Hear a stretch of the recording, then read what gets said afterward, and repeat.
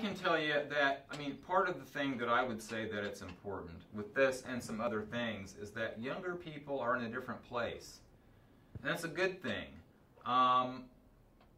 Independent living got started, there wasn't accessible public transit.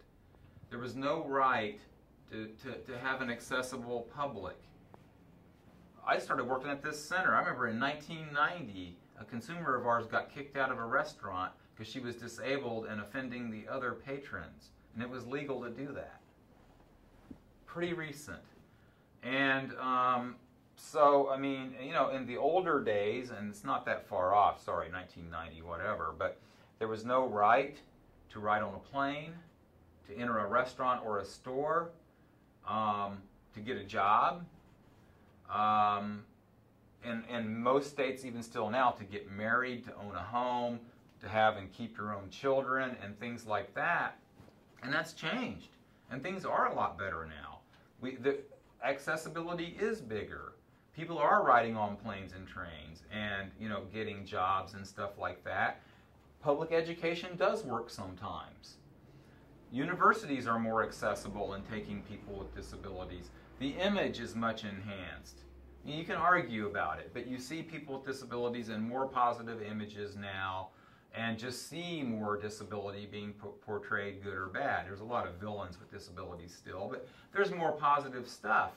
And so because of that, maybe it's because us old-timers, you know, things were a lot tougher back in my day, by God, you know, yeah, but anyway, I mean, because of that, I think it's important to remember where this stuff got started, because the fact is it is pretty new, and don't take it for granted, because it could be taken away. In fact, things are being taken away and going backwards a little bit. There's a term called backlash.